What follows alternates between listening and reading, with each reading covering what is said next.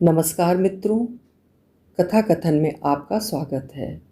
यहाँ आप सुनते हैं हिंदी के प्रमुख लेखकों की कथा कहानियाँ। आज आप सुनेंगे कादम्बरी मेहरा की लिखी हुई कहानी पर्दाफाश। कादम्बरी मेहरा जी प्रवासी भारतीय साहित्य की प्रतिष्ठित व प्रशंसित नाम हैं। प्रस्तुत है उनकी लंबी कहानी पर्दाफाश, मेरी जुबानी। मैं हूँ सीमा सिंह। लंदन के एक स्कूल में वो पढ़ाती थी। रूहैम्पटन यूनी से उसने बीए किया था। एक अच्छे माँ बाप की एक अच्छी बेटी, 23-24 की उम्र, 5 फुट 4 इंच कद।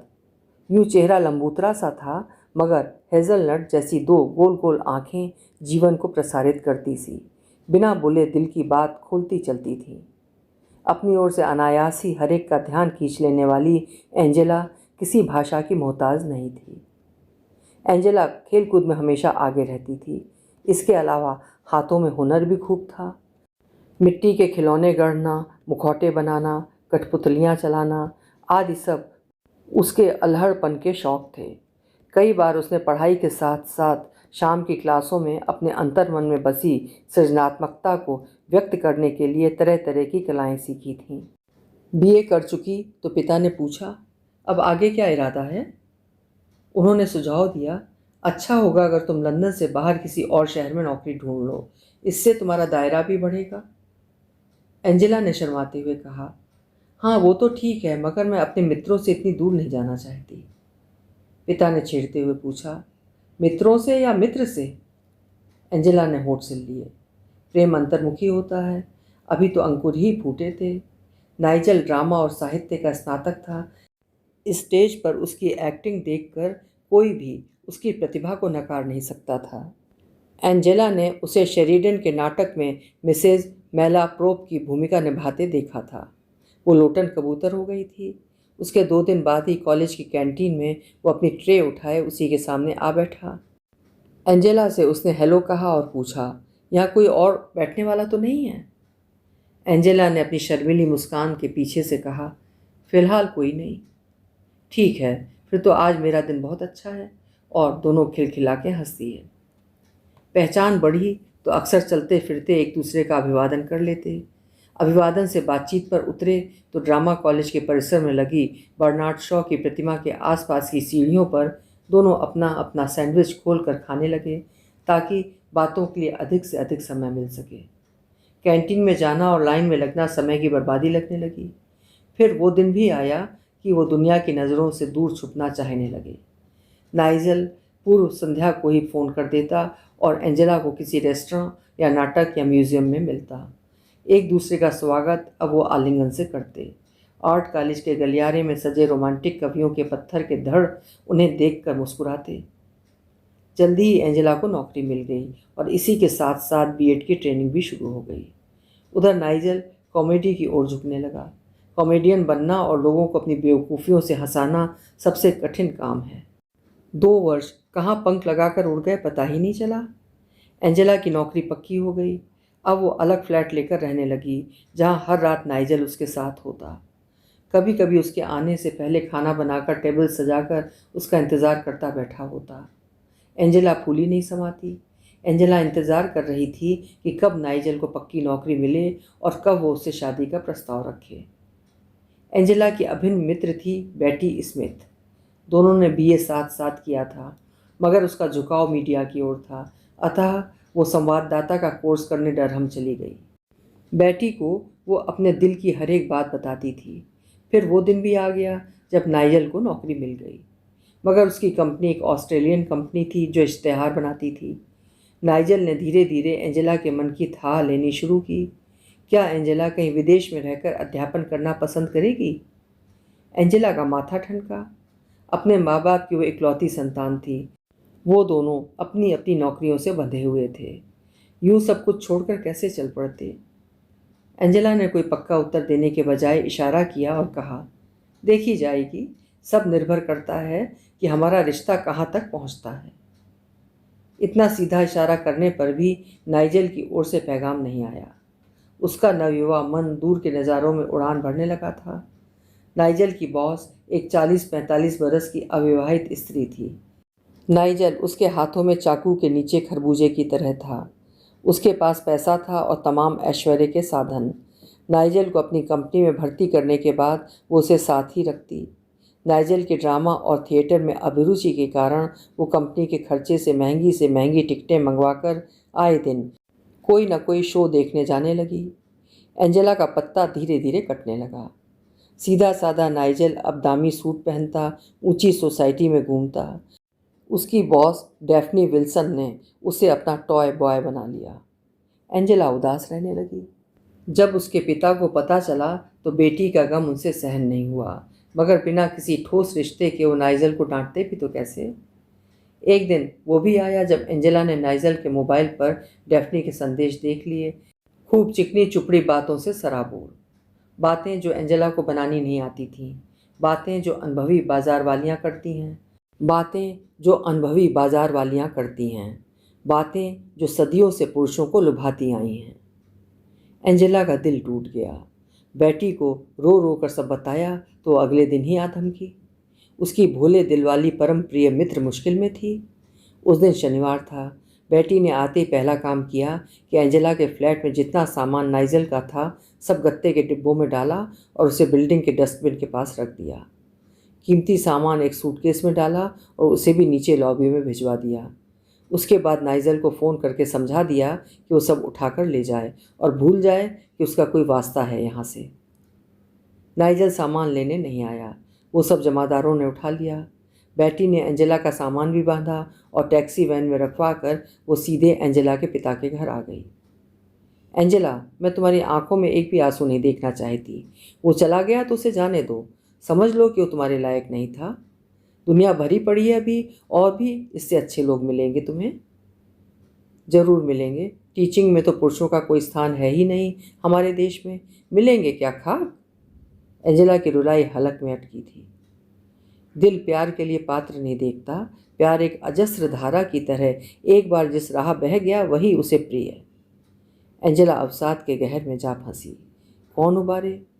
पिता का घर, उसका अपना कमरा, सब कुछ उसे सहलाता दुलारता, मगर उसे सबबासी लगता।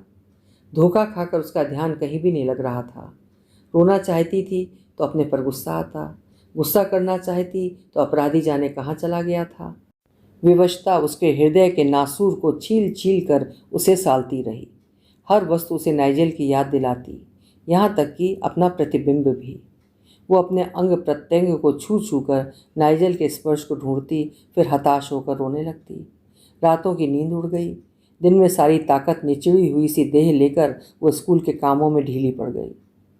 2-3 बार हेड मिस्ट्रेस ने उसे आगाह किया। ठीक से खाती पीती भी नहीं थी। कमजोरी से एक दिन बेहोश हो गई। कुछ दिन के लिए वो छुट्टी लेकर घर बैठी तो बजाय सेहत सुधरती वो और भी अंतर्मुखी हो गई। उसके दुख में उसके माँ बाप भी बुझे बुझे से रहने लगे। बेटी कैंट के एक शहर में किसी न्यूज़ एजेंसी के दफ्तर में काम कर रही थी। एंजेला को उसने समझाया कि वो अपना कैरियर कतई बदल ले। पढ़ाने के काम में वो हमेशा दूसरों से ही उलझती रहती है, अपनी ओर ध्यान देने का समय ही नहीं मिलता। शायद इसीलिए नाइजल पर उसकी पकड़ ढीली पड़ गई। एंजेला बेटी का सानिध्य पसंद करती थी।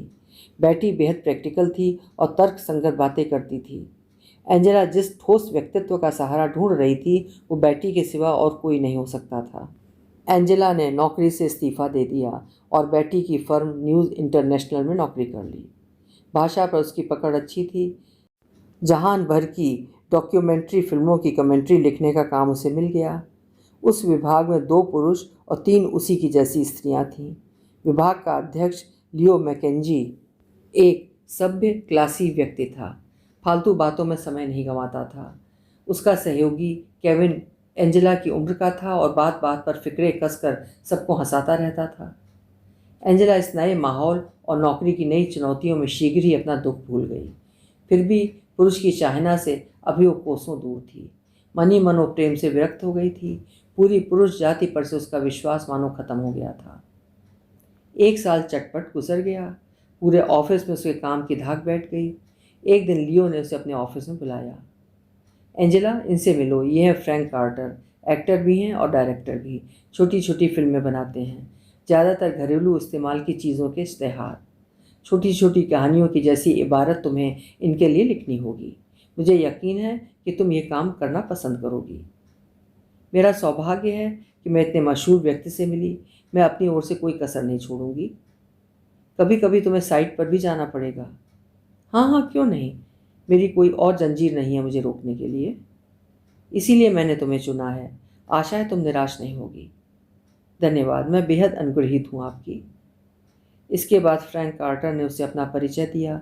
अगले दिन उसे अपनी टीम के अन्य लोगों से मिलवाया। एंजेला मनोयोग से अपना काम संभालने लगी। रोज़ पहले अपने दफ्तर जाती, वहाँ हाजिरी लगवा कर फ्रैंक के दफ्तर जाती। करीब 1 महीना बीत गया तो बैटी ने उससे कुरेद कर पूछा, कैसा है फ्रैंक? बातचीत का धनी है, बहुत पैसे वाला है, पर पीने पिलाने का शौक नहीं है उसे। उसका शौक गोल्फ खेलना है और उसका खुद का गोल्फ कोर्स है, कहीं दूर किसी गांव में। शादीशुदा है क्या? हाँ, 2 बच्चे भी हैं, मगर बीवी से जुदा होकर रह रहा है। क्यों? क्या पता, काम अच्छा है उसका। बैटी ने ऑफिस में और लोगों से पूछा पाछा तो किसी को कुछ खास पता नहीं था उसकी व्यक्तिगत जिंदगी के बारे में। फ्रैंक चूंकि एक एक्टर था, उसके पहनने ओढ़ने का सलीका जरा दामी और भड़कीला था। गर्मी की ऋतु में फूलदार हवाईयन बुश शर्ट और सफ़ेद सिल्क के ट्राउज़र पहनता, या कभी कभी धारीदार टी शर्ट और खाकी चीनो पैंट। सुंदर घने और सुनहरे बाल उस पर खूब फबते थे। वेस्ट एंड के मेफेयर इलाके में उसका ऑफिस था।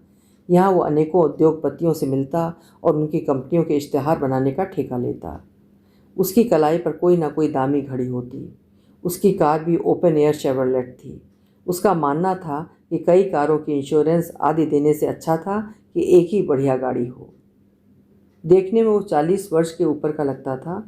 इतना व्यस्त होने पर भी ऑफिस के बाहर उसकी बातचीत में एक फक्कड़पन था जो उसे बेहद विश्वसनीय बना देता था।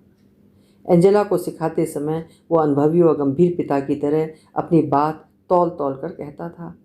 इसीलिए एंजेला उसके संग जल्दी ही खुल गई। फ्रैंक ने कई जरूरी कार्यभार उसे एक एक करके सौंप दिए, जिन्हें वो अपने निर्धारित समय पर पूरा करके देने लगी। उसका अपना बॉस लियो भी खुश था, क्योंकि व्यापार में अगर ग्राहक खुश तो सब खुश।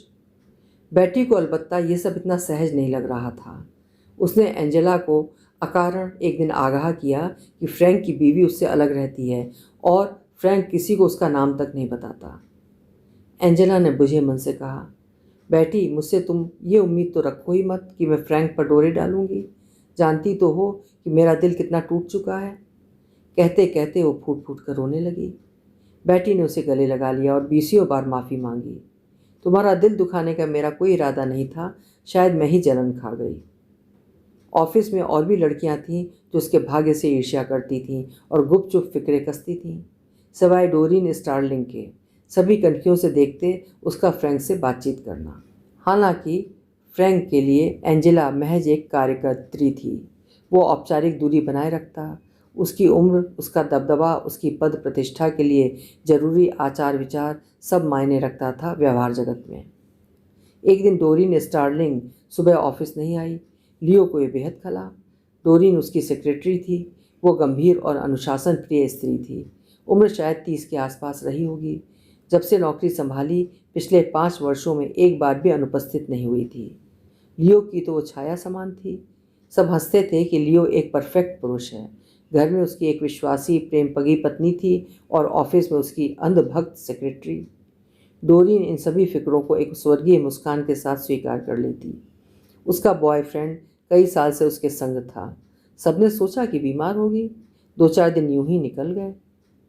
बैठी, जरा डोरिन का पता लगाओ, यूं तो कभी गायब नहीं हुई। लगता ही नहीं कि वो कभी बीमार पड़ सकती है। लियो बौखलाया सा आदेश दे रहा था। बैटी ने कई बार फ़ोन किए, मगर फ़ोन बज बज कर चुप हो जाता। करीब 1 हफ्ते के बाद पुलिस का अफसर लियो मैकेंजी के ऑफिस में पहुंचा। डोरिन गायब है, उसके दोस्त पीटर ने पुलिस को बताया। इंस्पेक्टर ने कहा कि पीटर ने डोरिन से वीकेंड में मिलने का वादा किया था, पर वो नहीं आई। पीटर उसे ढूंढता रहा। कहीं पता न चलने पर उसने मार्लो में उसके माँ बाप के घर फ़ोन किया। माँ अस्पताल में नर्स है। उसने बताया कि डोरिन वहाँ नहीं गई।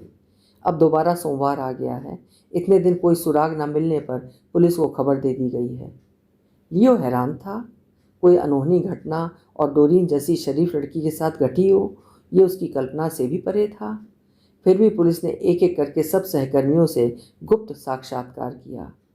लियो अक्सर डोरिन पर कई मेहरबानियां करता था, इसलिए उसे शक के घेरे में ले लिया गया। वो गुप्त रूप से उसके ऊपर नज़र रखने लगे। उसके जीवन के हर अगले पिछले रिकॉर्ड जांचे जाने लगे। एंजेला बेटी के शक्कीपन से चिढ़-सी गई। वो जानबूझकर उससे कटने लगी और फ्रैंक की चर्चा करना उससे बंद कर दिया। फ्रैंक को अगली बार दफ्तर में डोरिन के बारे में पता चला तो बहुत विक्षिप्त सा हो गया। 5-7 मिनट सिर झुकाए बैठा रहा, फिर बोला, माय गॉड, इस इलाके में हर साल कोई ना कोई लड़की गायब हो जाती है। करीब 7 या 8 किस्से हो चुके हैं। कितने शर्म की बात है कि हमारी पुलिस कुछ भी नहीं कर पा रही। लड़कियों को खुद ही सावधान रहना चाहिए। उस दिन उसे एंजेला को लेकर एक खाना पकाने का तेल बनाने वाली कंपनी के डायरेक्टर से मिलना था। इश्तेहार की शुरुआत सूरजमुखी के फूलों से होनी थी। तेल बनाने वाला एक कविता चाहता था जिसमें सूर्य ऊर्जा छोटे बच्चों में प्रविष्ट हो रही हो। ऑफिस से निकलकर फ्रैंक ने एंजेला को पहले एक ऊंचे दामों वाली ड्रेस बुटीक में ले जाकर खड़ा कर दिया। बुटीक वाली से उसने तकरीबन हुक्म देते हुए कहा, है ना, इस खूबसूरत परी को बाजार लूटने के लिए ले जाना है, ज़रा इसे अपग्रेड कर दो। बुटीक वाली फ्रैंक को पहले से जानती थी। हंसकर उसने एंजेला से अनुमति मांगी। मैं आई?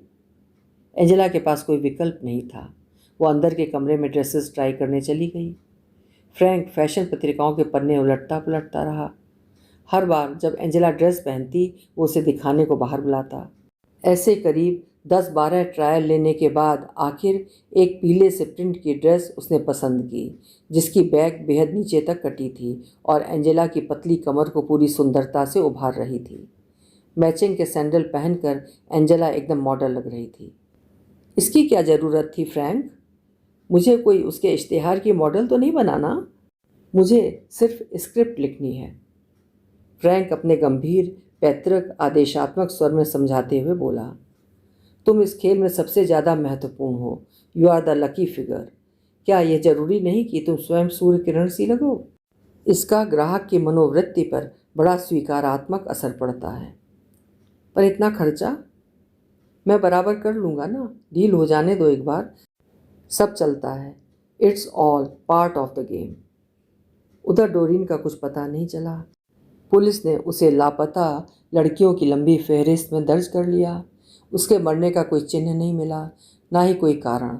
अतः हत्या या आत्महत्या की कोई संभावना कतई नहीं। फिर भी अगर कोई लाश मिलती है तो पुलिस फौरन बताएगी।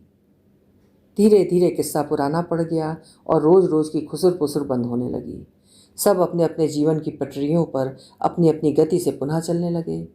लियो ने बेटी को अपना पर्सनल सेक्रेटरी बना लिया।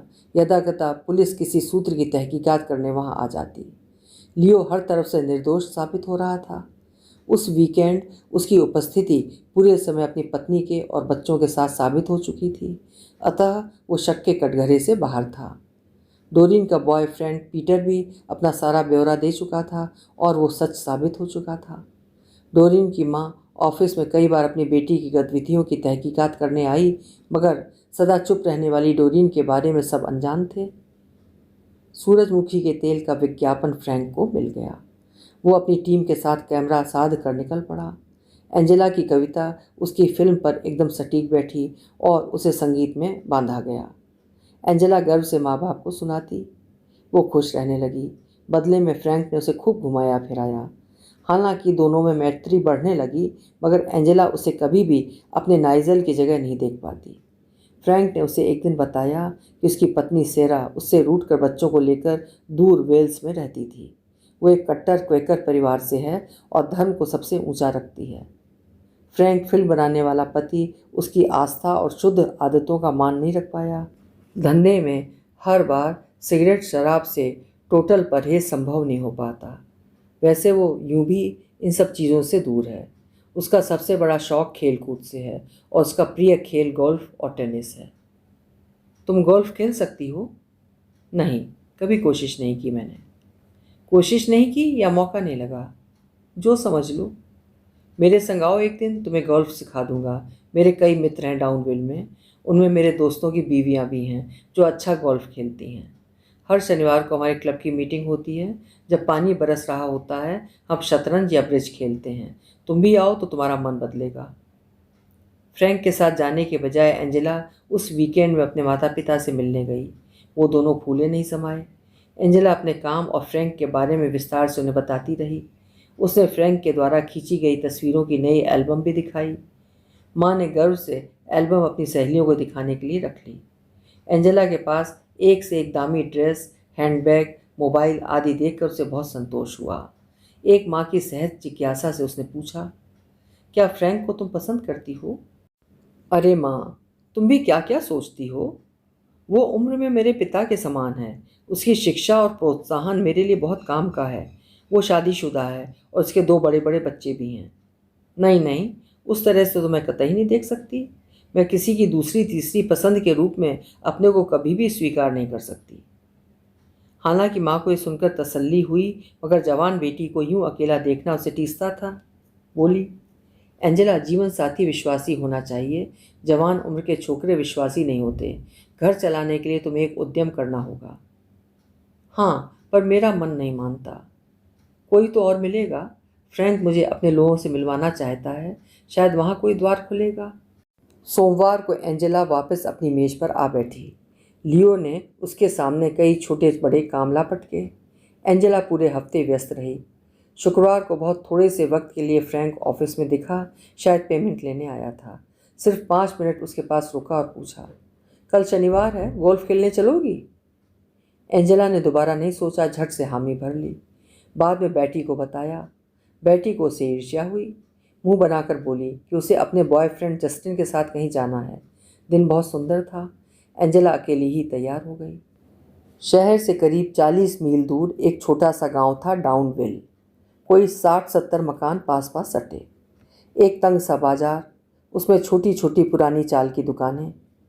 उन सबके ऊपर रिहायशी फ्लैट बने हुए थे।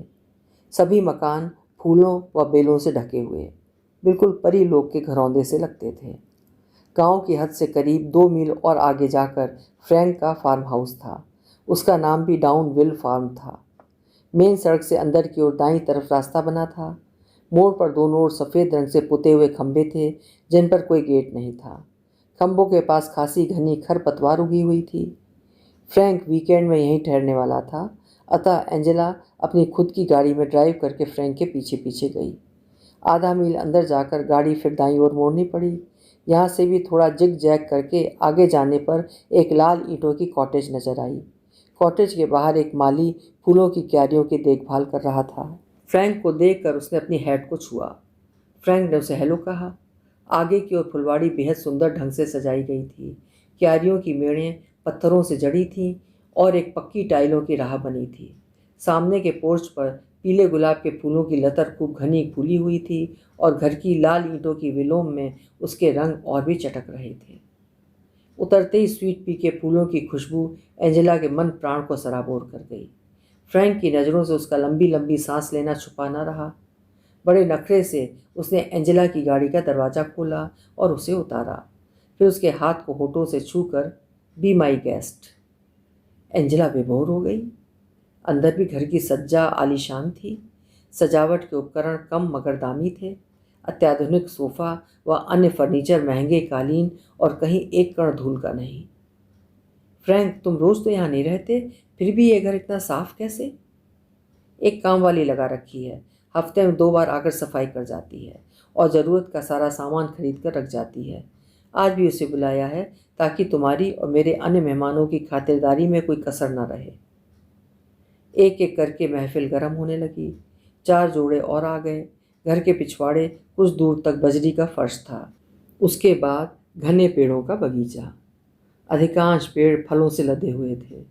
इस बगीचे में प्रवेश करने से पहले एक पक्की जगत वाला कुआं था, जिस पर छप्पर नहीं था। गराड़ी के खंभे अपने निशान छोड़कर धराशायी हो चुके थे। जगह की प्राचीनता पूरे वातावरण को गरिमा प्रदान कर रही थी। इसके बाद एक पुराने ज़माने की गोल गोल पत्थरों से जड़ी सकड़ी सड़क थी, जिसके दोनों ओर सेब के वृक्ष इस प्रकार लगाए गए थे कि उनकी शाखों से पूरा रास्ता छाया हुआ था। एंजेला ने किसी पार्क में रोज़ बावर देखा था, जहाँ गुलाब की बेलों के बीच रास्ता बना था और जब वो फूलती थीं तो फूलों का चंदोवासा तन जाता था। पर एप्पल बावर का आइडिया एकदम नया लगा। फ्रैंक हंसा। जब मार्च में इन पेड़ों में सफ़ेद गुलाबी फूल छा जाते हैं तो ऐसा लगता है कि स्वर्ग के बादलों में चल रहे हों। कहते कहते एंजेला का कोमल हाथ उसने थाम लिया। एंजेला शर्मा कर सिमट सी गई। उसके गाल गुलाबी हो गए, पर उसने अपना हाथ नहीं छुड़ाया, ये सोचकर कि कहीं फ्रैंक बुरा न मान जाए। पीछे पीछे और लोग भी आ रहे थे। एप्पल बावर के दूसरे छोर पर मखमली घास की ढलानें पसरी थीं। यह है मेरा खुद का गोल्फ कोर्स। एंजेला ठगी रह गई। उस दिन उसने गोल्फ की स्टिक को पहली बार छुआ। बचपन से ही वो खेल कूद में अच्छी थी। कुछ देर बाद एक स्त्री ट्रे में ड्रिंक्स और स्नैक्स लेकर आई। फ्रैंक के मित्रों में उसे मार्टिन पियर्सन सबसे ज़्यादा जीवंत प्रकृति का लगा। उम्र में फ्रैंक से कुछ छोटा होगा और डाउनविल से सटे एक और कस्बे के चर्च का पादरी था। इस वक्त वो टी शर्ट और हाफ पैंट में गोल्फ खेलने आया था। ले देकर एंजेला का समय बहुत सुंदर निकला। सबके जाने के बाद वो भी अपनी कार से लंदन की ओर चली। फ्रैंक ने उसके गालों पर होठों से छूकर बाय बाय कहा, दोबारा आने का निमंत्रण भी दिया। एंजेला गदगद हो गई। फ्रैंक के फार्म हाउस की हदें पार कर वो वापस डाउनविल गांव की ओर मुड़ी। शाम का 8 बज रहा था। अगस्त महीने का धूपीला दिन, काफ़ी गर्म मौसम। सूरज अभी पीला सा ही था। उसकी किरणों की तीखी कर्ण रेखाएं आंखों पर पड़कर यदाकदा चौंधिया रही थीं। इंग्लिश गांवों की एक खासियत उनकी घने वृक्षों से आच्छादित सकरी सड़कें हैं जो गुफा की तरह लगती हैं। एंजेला की गाड़ी करीब 1 मील बाद ऐसी ही एक सुनसान घुमावदार सड़क पर जा रही थी कि अचानक उसके सामने एक स्त्री आ गई। एंजेला ने उसे बचाने के लिए जोर से ब्रेक मारा तो उसने हाथ के इशारे से उसे रोकना चाहा। स्त्री कमज़ोर और बीमार लग रही थी। इस सुनसान जगह पर एंजेला शाम के समय उसके लिए रुकने को हरगिज़ भी तैयार नहीं थी। अतः फुर्ती से उसने गियर बदला, गाड़ी को 10 कदम पीछे लिया और एंगल बदलकर उसे बाईपास करती हुई आगे बढ़ गई। उसके पूरे बदन में झुरझुरी छा गई। दब जाती गाड़ी के नीचे तो कहाँ से अचानक आ टपकी? क्या कहना चाहती थी मुझे रोककर? क्या वो कोई भूत थी? वहम की भी हद नहीं। थकी लगती थी, शायद लिफ्ट मांग रही थी। शायद मुझे रुककर उसकी बात सुननी चाहिए थी, सहायता से मुंह नहीं मोड़ना चाहिए। मगर एंजेला को गाड़ी चलाते समय खास बात सिखाई गई थी कि कभी किसी अनजान को लिफ्ट मत दो। ना ना ना, ना तो वो निर्दयी थी और ना कसूरवार, अतः बेकार सिर खपाने से क्या फ़ायदा, भूल जाओ। 9 बजे वो अपने फ्लैट में थी और नहाने के लिए टब का नलका खुला छोड़कर टेलीफोन पर आए संदेश सुनने लगी। तभी फ्रैंक का फ़ोन भी आया, ये पूछने के लिए कि वो सही सलामत पहुंच गई क्या। एंजेला ने उसे कई तरह से धन्यवाद दिया और फ़ोन रख दिया। फ़ोन रखने के बाद उसे ध्यान आया कि उसे बताना चाहिए था उस गंदी सी औरत के बारे में, पर कोई बात नहीं, फिर कभी सही। अगले दिन खाने की छुट्टी में उसने बेटी को विस्तार से फ्रैंक के घर के बारे में बताया। बेटी बेहद प्रभावित हुई। फिर उसे उकसाती हुई बोली, आदमी बुरा नहीं है, क्या ख्याल है? पता नहीं, 20 साल बड़ा है कम से कम मुझसे। इसके अलावा हमें उसकी शादीशुदा बीवी के बारे में कुछ भी नहीं पता। क्वेकर लोग बड़े सिद्धांतवादी होते हैं। मुझे नहीं लगता कि वो कभी पक्का डाइवोर्स ले पाएगा। अगर ऐसा होता तो कब का दूसरी शादी कर चुका होता। उसके पैरों पर तो लड़कियां मक्खियों की तरह चिपकेंगी, है कि नहीं? बात तो तुम्हारी ठीक लगती है, पर अगर वो दोबारा बुलाए तो जाओगी? शायद नहीं, कुछ है जो मुझे खटक रहा है। शायद उसका नज़रें ना मिलाना या ऐसा ही कुछ। मैं सहज नहीं महसूस करती। रहने ही दो। पर क्यों? मुझे लगता है मेरा नाइजल एक दिन वापस आएगा। वो बेहद साफ दिल इंसान था, इसीलिए फटाक से किसी फाफा के झांसे में आ गया। एक दिन उसका सम्मोहन टूट जाएगा और वो अपने पहले प्यार को ढूंढता आ जाएगा। बकवास, कोरी कल्पना, विशफुल थिंकिंग। ओह डियर, पागल मन का कोई इलाज नहीं। बेटी सुनो, अगर मैं फ्रैंक को अपनी मंजिल मान लूँ तो ये एक तरह से नाइजल से बदला लेना होगा, क्योंकि ये स्थिति एकदम वही होगी। एक कम उम्र, अनुभव शून्य, उत्साही, महत्वाकांक्षी लड़की और एक बड़ी उम्र का परिपक्व अमीर। कानूनी रिश्ता कुछ भी नहीं, बस ऐश्वर्य का आकर्षण। नहीं नहीं भाई, नहीं ना, शुक्रिया। मौसम बदलने लगा था। सितंबर में फलों का बगीचा अपने पूरे निखार पर था। फ्रैंक ने उसे फिर से निमंत्रित किया। उसने सोचा जाने में क्या हर्ज है, एक दिन और तफरीह ही सही। बेटी को बिना बताए वो निकल ली। इस बार जब उसकी गाड़ी फ्रैंक के फार्म के प्रवेश द्वार पर पहुंची तो घुसते ही झाड़ियों के पास उसे वही स्त्री दिखाई दी। इस बार भी उसने इशारे से उसे रोकना चाहा। वो ब्रेक मारकर थोड़ा पीछे आई तो वो स्त्री पीठ मोड़कर चलने लगी। एंजेला ने उसे पुकारा, हे, तुम क्या चाहती हो? वो स्त्री मुड़ी और उसे कुछ क्षण आग्नेय दृष्टि से घूरती रही। फिर उसकी आंखों में अवसाद छा गया। वो दोबारा पीठ मोड़कर बिना कुछ कहे चलती बनी। एंजेला ने समझ लिया कि कोई पागल भिखारिन होगी। वो वापस अपनी कार में बैठकर बंगले तक आ गई। फ्रैंक उसे देखकर बेहद खुश हुआ। आगे बढ़कर दरवाज़ा खोला और हाथ पकड़कर गाड़ी से उतारा। शाम का 4 बजा था। दिन जल्दी ढलने वाला लग रहा था। घर के अंदर की सज्जा पहले से भी बेहतर की गई थी। एंजेला अपने को बहुत महत्वपूर्ण समझने लगी। आज मेरी कामवाली नहीं आएगी, सुबह ही सब तैयारी करके चली गई है, 2 हफ्ते की छुट्टी लेकर गई है। और आपके बाकी दोस्त? ओह, मैंने सिर्फ मार्टिन से कहा था कि आना, पर उसका पहले भी कहीं और जाने का प्रोग्राम था। शायद 7 या 8 बजे के बाद आ जाए। तो फिर गेम का क्या होगा? नहीं खेलेंगे, बैठकर बातें करेंगे या ताश खेलेंगे। तुम्हारे जैसी इंटेलिजेंट कंपनी हो तो बहुत कुछ किया जा सकता है एक शाम में। एंजेला ये सुनकर खुश हो गई और फिर भी उसे लगा कि जैसे फ्रैंक की आंखें उसे आर पार देख रही हैं। वो सिमट सिकुड़ कर बैठी रही। फ्रैंक ने फिर उसके पास आकर कहा, आज तुम बेहद सुंदर लग रही हो, पर इतना औपचारिक व्यवहार क्यों? ये कोई मेरा ऑफिस तो नहीं है। फिर वो अपनी जगह से उठा और एक खूबसूरत लाल कांच के गिलास में शरबत ढाला और पूछा, थोड़ी वोदका मिलाऊं? हाँ, थोड़ी तो चल जाएगी, बस हल्की सी। फ्रैंक ने ड्रिंक बनाई। अपनी नई फिल्म की शूटिंग करके वो ऑस्ट्रेलिया जाने वाला था। जहाँ बैठा था वहीं से उसने रिमोट कंट्रोल से सब पर्दे बंद कर दिए। एक बटन ऐसा दबाया कि जिससे एक अत्याधुनिक सिनेमा स्क्रीन धीमी गति से उनके सामने सरक आई। फिर दूसरे रिमोट कंट्रोल से उसमें ऑस्ट्रेलिया की फ़ोटोज़ दिखानी शुरू करी। ड्रिंक के सुरूर में एंजेला बिल्कुल बेफिक्र होकर हंसने बोलने लगी। फ्रैंक उसके एकदम करीब आ बैठा। उसका हाथ एंजेला के कंधों पर सरक आया। एंजेला कुनमुनाई। नशे में भी उसे भान हुआ कि वो अकेली है और ये उसका नाजायज़ फ़ायदा उठा सकता है, परंतु प्रतिवाद करने की क्षमता उसमें नहीं बची थी। उल्टा वो उस पर लुढ़क गई। फ्रैंक ने उसे बाहुपाश में समेट लिया तो वो उसकी छाती पर सिर रखकर बच्चों की तरह रोने लगी। ऑस्ट्रेलिया से उसे नाइजल की याद बुरी तरह सताने लगी थी। उसके अंतस की व्यथा पिघलकर अटपटे शब्दों में अपनी कहानी कहने लगी। फ्रैंक उसे पुचकारता सहलाता रहा। फिर अचानक उसकी गिरफ्त कसने लगी। एंजेला ने कहा, मुझे छोड़ो ना, तुम मुझे हर्ट कर रहे हो। अभी कहाँ, अभी तो समा रंगीन भी नहीं हुआ। मेरे साथ एक जाम और, हमारे पहले चुंबन के नाम। उसने उठकर 2 जाम बनाए, फिर उसे अपने हाथों से मनुहार करके धीरे धीरे पिलाने लगा। एंजेला पूरी तरह सुध बुध खो बैठी थी। वो उसके हाथों में रबड़ की गुड़िया की तरह थी और फ्रैंक उसे जी भर के मरोड़ता सहलाता जा रहा था।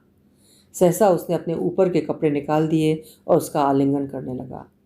एंजेला को स्थिति का कुछ भान होने लगा। फ्रैंक अपने नाखून उसके कोमल मांस पर निर्दयता से घोंप रहा था। एंजेला को दर्द हुआ तो झटके से अलग जा पड़ी। नो नो कहती वो दूर हटने लगी तो फ्रैंक ने लपक कर उसे पकड़ा और 2 चांटे उसके गालों पर जड़ दिए। एंजेला की कनपटी सन्ना गई। अब वो छूट कर भागना चाहती थी, मगर कोई दैत्य फ्रैंक की आत्मा में प्रवेश कर चुका था। वो उसे ताबड़तोड़ मार रहा था, खींच खींच कर उसे पास लाता और दांतों से उसके कोमल अंगों को काटता। एंजेला पूरी तरह होश में आ गई थी। उसने पूरी शक्ति से फ्रैंक को धकेला, मगर उसकी ताकत से हार गई। फ्रैंक उसे घसीट कर अपने बेडरूम में ले जाने लगा। एंजेला ने एड़ीदार सैंडल पहन रखी थी। उसने वार किया तो सैंडल की पैनी एड़ी फ्रैंक की जांघ में लगी। एंजेला बराबर चीख रही थी, मगर वहाँ कोई भी उसकी सुनने वाला नहीं था। फ्रैंक ने उसे ज़मीन पर गिरा दिया और उसकी छाती पर चढ़ बैठा और उसका मुंह बंद करना चाहा। एंजेला के हाथ उसकी टांगों से दबे थे, फिर भी पूरी ताकत से उसने अपने नाखूनों से फ्रैंक की पीठ में छील दिया। फ्रैंक तड़प कर चीखा तो वो अपने को छुड़ाकर बाहर भागी। जल्दी में उसे जो दरवाज़ा दिखा उसी से वो बाहर निकली, पर यह घर का पिछवाड़ा था। सामने वही कुआं और फलों का बगीचा दिख पड़ा। फलों के बगीचे का रास्ता सकरा था, उधर जाना खतरनाक हो सकता था। उसे घर के सामने की ओर जाना होगा। पर जैसे ही वो मुड़ी, फ्रैंक एक चाबुक लेकर फिर उस पर पिल पड़ा। वो चाबुक की मार से तड़प उठी। सिल्क का ब्लाउज पहले ही फट चुका था। चाबुक से मारते मारते फ्रैंक उसे कुएं की ओर धकेलने लगा। एंजेला अधमरी से उससे बचती बचाती एकदम कुएं की मेड़ पर आ गई। पीछे कुआं 100 फुट गहरा था। शाम के झुरपुटे में एकदम अंधा अंधकार नजर आया। डर के मारे उसने आंखें बंद कर ली। नहीं, नहीं, अगर वो यहाँ मर गई तो किसी को पता भी नहीं चलेगा। वो किसी को बताकर भी तो नहीं आई थी। अगली बार जब फ्रैंक ने चाबुक चलाया तो बिजली की फुर्ती से मुड़ी और चाबुक को हाथ से पकड़ लिया। अब उसे हाथ में लपेट कर खींचने लगी। फ्रैंक अट्टहास करके कहने लगा, खींच खींच, ऐसे ही तेरे पास आ जाऊंगा। और वो बहुत पास आ गया। सहसा एंजेला पूरी ताकत से उछली और उसके पार दूसरी तरफ जा खड़ी हुई। पासा पलट गया तो फ्रैंक उस पर झपटा, मगर उसने दांत और आंखें भींचकर एक लात उसके पेट में मारी। एक जोर की कराह निकली और फ्रैंक आंखों के सामने से गायब हो गया। एंजेला ने दाएं देखा, बाएं देखा, फिर सुना छपाक। एक क्षण हक्की बक्की खड़ी रही, फिर समझ में आया कि फ्रैंक कुएं में गिर गया था। हत्या, उसने हत्या कर दी थी। वो खुद बुरी तरह घायल थी। हाँफते हाँफते वो उसी पिछले दरवाजे से अंदर घुसी। लड़खड़ाते हुए वो बाथरूम में गई, मुंह धोया, पानी पिया, अपनी धजा सुधारी। ब्लाउज और स्कर्ट दोनों फट गए थे। किसी तरह उन्हें समेटा और अपना पर्स लेने सिटिंग रूम में आई। तभी सन्नाटे को चीरता फ़ोन बज उठा। एंजेला जमकर पत्थर हो गई। फ़ोन बज बज कर आंसरिंग मशीन पर चला गया। एक पुरुष का स्वर था, मैं मार्टिन बोल रहा हूँ, तुम्हारी तरफ आ रहा हूँ, 15-20 मिनट में मिलते हैं। एंजेला पूरी तरह होश में आ चुकी थी। उसने समय नहीं गंवाया, अपना पर्स उठाया और घर का दरवाज़ा आदि यूं ही खुला छोड़कर सीधे अपनी कार उठाई और घर की राह ली। एंजेला अपनी कार लेकर भागी ही थी कि फादर मार्टिन 10 मिनट बाद ही वहां आ पहुंचा। घर का दरवाज़ा खुला पड़ा था। इसका मतलब फ्रैंक घर के अंदर ही होगा। वो आवाज़ें देता हुआ अंदर घुसा तो कोई जवाब उसे नहीं मिला। सभी जगह झांकने के बाद बेडरूम में भी गया पर कोई नहीं था। अलबत्ता सारा कमरा अस्त व्यस्त पड़ा था।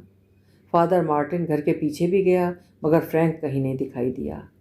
अजीब आदमी है, यूं घर खुला छोड़कर कहाँ सटक गया। मार्टिन ने गैरेज में कार चेक करी तो वो बाहर ही नहीं गई थी। गैरेज का दरवाज़ा ताला बंद मिला। मार्टिन वापस सिटिंग रूम में आया तो देखा 2 खूबसूरत कांच के गिलास गलीचे पर लुढ़के पड़े थे। यानी मार्टिन के आने से पहले वहाँ कोई और उसके साथ बैठा था। कौन हो सकता है? मार्टिन ने दोनों गिलास सीधे करके रख दिए। टेलीफोन के रिप्ले का बटन दबाया तो उसे अपना ही भेजा हुआ संदेश सुनाई दिया। पास मेज पर कई रिमोट कंट्रोल पड़े थे। उसने सोचा कि जरूर किसी को छोड़ने चला गया है टहलता टहलता। अतः वो दरवाज़ा उड़का कर वापस अपने घर चला गया। घर जाकर भी उसने 2-3 बार फ़ोन किया मगर हर बार घंटी बज बज कर मैसेज पर चली गई। उसने सोचा चलो जब आएगा खुद ही फ़ोन कर लेगा। इसके बाद कोई बातचीत नहीं हुई। अगले दिन इतवार था, जो फादर मार्टिन के लिए सबसे व्यस्त दिन होता है। सुबह की पूजा सर्विस, डाउनविल और उसके आसपास के सभी लोग आते थे। किसी बच्चे की क्रिसेनिंग, किसी की सगाई वगैरह या फिर कोई शादी और दावत। सोमवार से नया हफ्ता शुरू हो जाता था। सब अपने अपने काम में व्यस्त, लकीर के फ़कीर रूटीन से बंधे बंधे। पूरा हफ्ता बीत गया। शुक्रवार को फादर मार्टिन को फ्रैंक के घर से माली का फ़ोन आया। अजीब बात है फादर, घर का दरवाज़ा क्यों खुला पड़ा है? मिस्टर कार्टर कहाँ हैं? सफाई वाली तो छुट्टी लेकर गई थी। मुझे खुद कुछ नहीं पता। क्या तुम्हारे मालिक कहीं जाने वाले थे? हाँ, वो ऑस्ट्रेलिया जाने वाले थे मगर घर में ताला नहीं लगा है। तुम क्या समझते हो, ऐसा भूल से हो गया हो शायद? कभी पहले तो नहीं हुआ। तुम्हें पता है कि उनके साथ और कौन था पिछले शनिवार को? क्लब तो था नहीं। हाँ, अगर कोई खास मेहमान रहा हो तो। खास माने क्या? फ्रैंक कार्टर अपनी महिला मित्रों का जिक्र किसी से नहीं करता, अपनी बीवी के डर से। हो सकता है कोई लड़की रही हो उसके संग। फिर तो बेफिक्र रहो, वो ज़रूर उसी के संग कहीं पड़ा रंगरेलियाँ मना रहा होगा। ड्रिंक के गिलास पड़े थे उल्टे सीधे जब मैं वहाँ गया था। हो सकता है दोनों धुत हो गए हों और घर बंद करने का ख्याल नहीं आया। लगता है उसी की गाड़ी में कहीं अज्ञातवास पर निकल गया है। हो सकता है। तुम ऐसा करो कि घर का ताला अपनी चाबी से बंद कर दो, सब कुछ वैसा ही छोड़ दो। मैंने फ़ोन पर मैसेज रखा है, जब आएगा तुम्हें बुला लेगा। जी अच्छा। एंजेला थकी हारी गाड़ी चलाकर लंदन वापस आई तो अपने फ्लैट में जाते उसे डर लगा। आज नहीं तो कल पुलिस उसे पकड़ ही लेगी। अगर ढूंढने आई तो पहले उसके घर आएगी। दूसरे, उसकी जो हालत इस समय थी, अगर वो अपने को संभाल ना पाई तो फ्लैट में उसे कोई पूछने वाला भी न था। वो सीधी बेटी के घर चली गई। उसे सहायता चाहिए थी और विश्वास। वीकेंड, शनिवार को बेटी का बॉयफ्रेंड जस्टिन भी वहीं था। एंजेला ने बेल बजाई तो जस्टिन ने दरवाज़ा खोला। खुलते ही एंजेला उसके ऊपर गिर पड़ी। जस्टिन उसे जकड़ कर अंदर खींचते हुए चिल्लाया, अरे ये क्या हुआ तुझे? बेटी जल्दी आ। बेटी ने देखा तो सन्न रह गई। एंजेला के कपड़े फटे हुए थे, आंखें नीली काली मलूदा हो गई थी, होंठ सूज गए थे और उन पर खून जमा हुआ था। कंधे पर दांतों के काटने के निशान थे। बाहों और टांगों पर लंबी लंबी खरोंचें लहू से भरी थीं। बेटी ने बदहवास होकर पुकारा, क्या हुआ तुम्हें एंजेला, बोलो। एंजेला की शक्ति बस यहीं तक थी। बेटी का चेहरा अपने ऊपर झुका हुआ देखकर वो कुछ कह पाती कि उसकी आंखें बंद हो गईं और वो बेहोश हो गई। जस्टिन ने बेटी को सलाह दी कि इसे बिस्तर पर लिटा दो।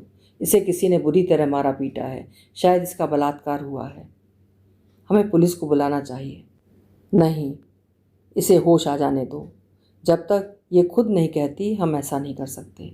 हमारी शरण में आई है, हमारा फ़र्ज़ है इसके रहस्य की हिफाजत करना।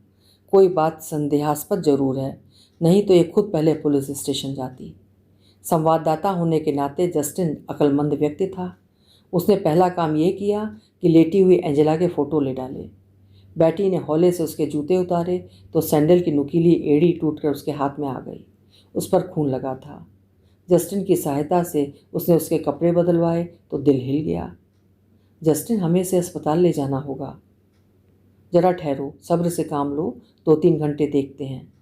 जस्टिन बार बार उसके दिल की धड़कन चेक करता, उसकी नब्ज़ टटोलता। हर बार वो कुनमुनाती, इसे सोने दो, नींद सबसे अच्छी है इसके लिए इस हालत में। जब एंजेला को होश आया तो उसने जस्टिन को अपने सिरहाने बैठा पाया। उसने घबरा कर आँखें खोलीं, उठने का उपक्रम किया और डरी हुई चिड़िया की तरह आशंकित नज़रों से उसे देखने लगी। फिर अपने बाजुओं से अपना वक्ष छिपाती हुई पीछे को हटने लगी। जस्टिन उसका डर समझ गया। बेहद मृदु स्वर में बोला, Angela, it's only me, Justin. पहचानो? तुम यहाँ हमारे घर में हो, बेटी भी यहाँ ही है, घबराओ नहीं। लो थोड़ा पानी पी लो। तुम पिछले 18 घंटों से सो रही हो, दोपहर हो चुकी है, आज संडे है। एंजेला भले ही नींद से जाग गई थी, पर उसका मानसिक संतुलन निल था। वो अभी भी किसी भयानक यथार्थ से जूझ रही थी। रो कर चीखी, don't touch me, don't hurt me any more, I will die. Justin उसी तरह धीमे धीमे बोला, nobody will hurt you ever again, take it easy. Justin ने पानी का गिलास उसकी तरफ बढ़ाया तो एंजेला ने हाथ मारकर उसे गिरा दिया। शायद उसे फ्रैंक का शरबत पिलाकर उसे बेसुध करना याद आ गया। पानी छलक कर उसकी जांघों पर गिरा। वहीं सूती कपड़े की नाइटी गीली हो गई, साथ ही दर्द की तीखी लहर उसे विचलित कर गई। चमड़े के कोड़े के निशान उभर कर सूज गए थे। पानी पिलाने से वो पूरी तरह होश में आ गई। अब उसने घूर कर जस्टिन को देखा। पहचान उसके आंखों में तैर गई। जस्टिन नरम टिश्यू से पानी सोखने लगा। संवेदना और मित्रता पाकर एंजेला धाड़ मार कर रोने लगी। आवाज़ सुनकर बेटी रसोई में से निकल कर आई और उसे सांत्वना देने लगी। शिश, धीरज रखो, कोई सुन लेगा, शांत हो जाओ। घर में जो दवाइयाँ थीं उनमें न्यूरोफेन मिल गई, जो अक्सर सिर दर्द के लिए स्त्रियाँ रखती हैं। जख्मों पर लगाने की मरहम भी मिल गई। रोते रोते एंजेला जब थक गई तब उसको गर्म सूप पिलाया बेटी ने। थोड़ा चित्त स्थिर होने पर एंजेला ने बताया कि कैसे उसे नशा करा के फ्रैंक ने उसको मारा पीटा, कैसे उसका प्रेमालाप अचानक हिंसा में बदल गया। वो तो मुझे मार ही डालता, मगर मैं उसे धक्का देकर बाहर निकली। मेरे धक्का देने से वो सिर के बल पीछे की ओर गिरा और फिर नहीं उठा। मैं जैसे तैसे कार उठाकर भाग कर यहाँ आई हूँ। वो ज़रूर मेरा पीछा करेगा और दांव देखकर बतला लेगा, क्योंकि वो एक वहशी दरिंदा है।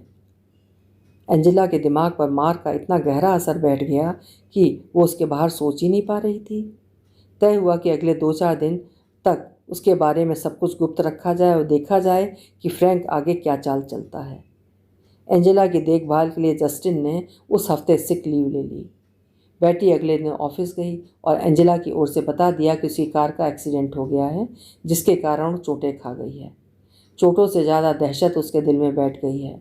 उसे डर के फिट आ रहे हैं, जिसके कारण वो काम पर नहीं आ सकती। उसके माँ बाप उसे अपने पास ले गए हैं, वगैरह वगैरह। पूरे हफ्ते जस्टिन एंजेला की तीमारदारी करता रहा। फ्रैंक का कोई नामो निशान नहीं था। चेहरे और होठों की सूजन बहुत कुछ नॉर्मल आ गई। जस्टिन ने उसके घावों के अनेक चित्र उतारे। वो हर हालत में फ्रैंक को पुलिस के हवाले करना चाहता था। कैमरे की रील पर ही तारीख और समय भी छपकर आता जा रहा था। संवाददाता होने के नाते ये एक सनसनीखेज कहानी बनती, मगर बिना एंजेला की पूरी रजामंदी और सुरक्षा के वो इसे छाप नहीं सकता था। धीरे धीरे एंजेला की याददाश्त वापस आने लगी, पर उसके साथ ही ये एहसास भी कि फ्रैंक मर गया है, और उसी के धक्के से। जस्टिन और बेटी को उसने आदि से अंत तक सारी कथा सुना दी, मगर यह नहीं बताया कि फ्रैंक का खून हो गया है, उसका अपराधी कुएं में गिर पड़ा है। एंजेला, अगर फ्रैंक फिर दिखाई दे तो क्या तुम उसे बख्श सकोगी? हमारे ख्याल से तुम्हें उस पर GBH का दावा कर देना चाहिए। जस्टिन ने एंजेला की थाह ली। अगर ज़रूरत पड़ी तो अपनी तरफ से मैं चुप ही रहना चाहती हूँ, क्योंकि मेरे माँ बाप बहुत परेशान हो जाएंगे। उम्र के इस दौर में एक इज्जत लुटी हुई बेटी, ना ना ना, बेचारे टूट जाएंगे। तुम ये भी तो समझो कि फ्रैंक ऐसा किसी और के साथ भी कर सकता है, इसलिए ये तुम्हारी ड्यूटी है कि उसका असली चेहरा दुनिया को बताओ। वो सब ठीक है, अच्छा सोचूंगी। मन ही मन वो अपने से खुश थी, क्योंकि उसने किस्सा ही ख़त्म कर डाला था और ये स्वतः हुआ। किसी दैवी इच्छा से उसका बदला तो ऊपर वाला ले चुका था। 2 हफ्ते के बाद वो अपने फ्लैट पर चली गई। उसका डर उसे हिलाने लगा। क्या होगा अगर फ्रैंक की मौत का पता चलेगा? उस पर इल्ज़ाम आया तो कैसे अपने को बेकसूर साबित करेगी? क्या ये उसी के साथ हुआ था या और भी कोई फंस चुका था? कौन थी वो ग्रे बालों वाली औरत? फ्रैंक की बीवी बता सकती थी कि क्या वो असल में एक मनोरोगी था, मगर वो कहाँ मिलेगी? एंजेला अगर कहीं भी पूछने जाती है तो पकड़ ली जाएगी कि फ्रैंक को उसने मारा है। चुप ही रहना पड़ेगा। मगर जस्टिन को खलबली लगी हुई थी, एक घातक अपराधी का राज फाश करने की। उधर 2 हफ्ते की छुट्टी खत्म करके फ्रैंक की हाउसकीपर रूथ वापस काम पर आई। घर पर ताला पड़ा देखकर उसने माली को फ़ोन किया और चाबी लाने के लिए बोला। माली फटाफट आ पहुंचा। आते ही उसने फ्रैंक के घर खुला छोड़कर अपनी गर्लफ्रेंड के साथ गायब हो जाने की चटपटी खबर सुनाई। उसने कहा, फ्रैंक आजकल ऑस्ट्रेलिया में है। ये नहीं हो सकता। फ्रैंक एक ठंडे दिमाग का संयमी व्यक्ति है, वो ऐसी अल्हड़ हरकत कर ही नहीं सकता। मानो मेरी बात, चाहो तो फादर पियर्सन से पूछ लो। होगा, मुझे सही नहीं लगता, कहकर प्रौढ़ा रूथ ने कंधे उचका दिए। घर खोलकर वो सफाई आदि करने लगी। कांच के दोनों गिलास उठाकर रसोई घर में धोने के लिए ले गई। उनमें से एक गिलास के पेंदे में उसे नीला रंग जैसा कुछ जमा हुआ मिला। उसने सूंघा तो दोनों गिलासों में से उसे संतरे और शराब की गंध आई। उसने उन्हें सहेज कर सिंक के किनारे टिका दिया कि जाते समय धो देगी। इसके बाद उसने सिटिंग रूम को संवारा। अजीब तरह से चीज़ें इधर उधर मिलीं, हर वस्तु यथास्थान रखी। तदुपरांत वो बेडरूम में गई। वहाँ भी सब उखड़ा दुखड़ा पड़ा मिला, पर जब वो बाथरूम साफ करने लगी तब पहली बार उसे किसी दुर्घटना का आभास हुआ। बाथरूम के आईने पर खून की बूंदें थीं। सिंक में भी खून के सूखे हुए निशान थे। तौलिए में खून पोंछा गया था और ध्यान से देखने पर फर्श पर भी कई जगह सूखा हुआ खून दिखाई दिया। वो चीख मार कर बाहर दौड़ी, माली को पुकारने लगी। क्या हुआ, क्या हुआ? कहता हुआ माली दौड़ा आया तो वो भय से कांपती हाथ में तौलिया लिए खड़ी मिली। देखो, ये खून ही है। हाँ है तो। फादर पियर्सन को बुलाऊं? हाँ, फौरन। मार्टिन पियर्सन के आने पर दोनों ने अपनी शंका का कारण बताया। मार्टिन को एक बार फिर से घटनाक्रम की सारी तस्वीर याद आने लगी। उसे याद आया कि सोफे पर कार्टर की कमीज़ पड़ी थी। कमीज़ के बगैर वह बाहर थोड़े ही गया होगा। उसे याद आया कि वहाँ 2 गिलास लुढ़के पड़े थे। यहाँ गिलास पड़े थे ड्रिंक के, कहाँ गए? हाँ, मैंने सिंक पर रखे हैं धोने के लिए। लाओ ज़रा। मार्टिन ने भी देखा कि एक गिलास के पेंदे में कुछ जमा हुआ सा ग्रे पदार्थ था, दूसरा ठीक लगता था। पुलिस को बताना होगा, मगर पहले हमें फ्रैंक को ढूंढना पड़ेगा। बिना समय गंवाए मार्टिन ने 2-4 फ़ोन किए। फ्रैंक के ऑफिस वालों ने बताया कि वो काम पर से नदारद है, उसका मोबाइल बंद है, पिछले 2 हफ्तों से कोई खबर नहीं। क्या वो बिना बताए ऑस्ट्रेलिया चला गया? नहीं, वो वहाँ गया ही नहीं। उसकी वर्क फोर्स तो यहाँ ही बैठी है, पूरी टीम उसके साथ चलती है। तो सुनो, फ्रैंक गायब हो गया है, चारों तरफ पता करो और खबर दो। इसके बाद मार्टिन ने पुलिस को फ़ोन किया। पुलिस ने आकर सारे घर की फॉरेंसिक जांच की।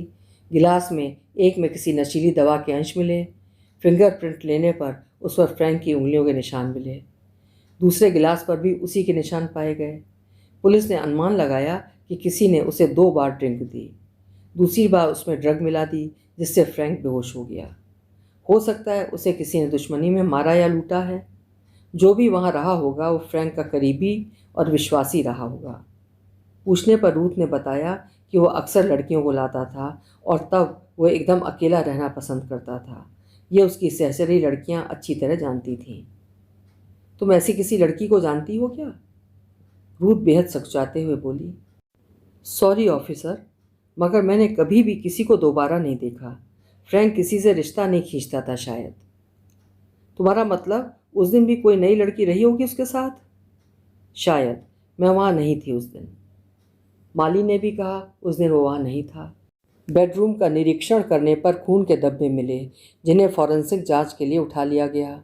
इसी के साथ फर्श पर घसीटने के निशान मिले, मगर वो कहाँ तक जाते थे कुछ पता नहीं चल पाया। हो सकता है उसे किसी ने मारकर घसीटा हो, पर कहाँ ले गया?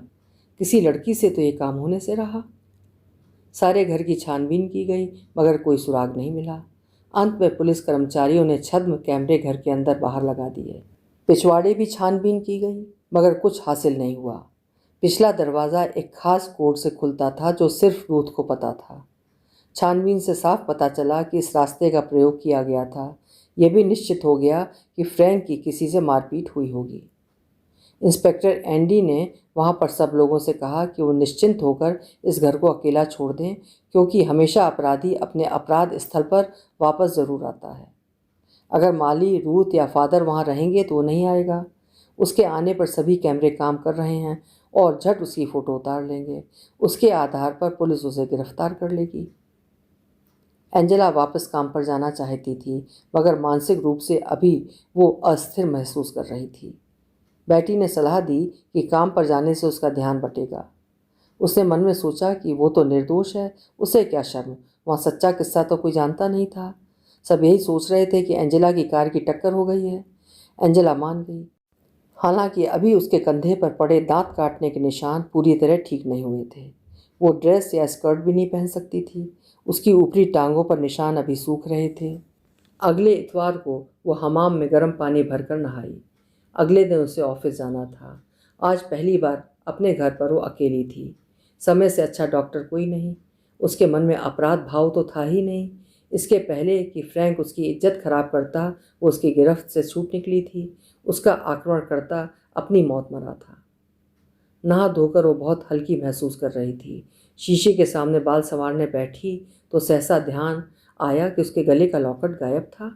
ये लॉकेट एक दिल की शक्ल का डिब्बी नुमा था। इस पर हीरो से जड़ा ए छपा था, यानी एंजेला।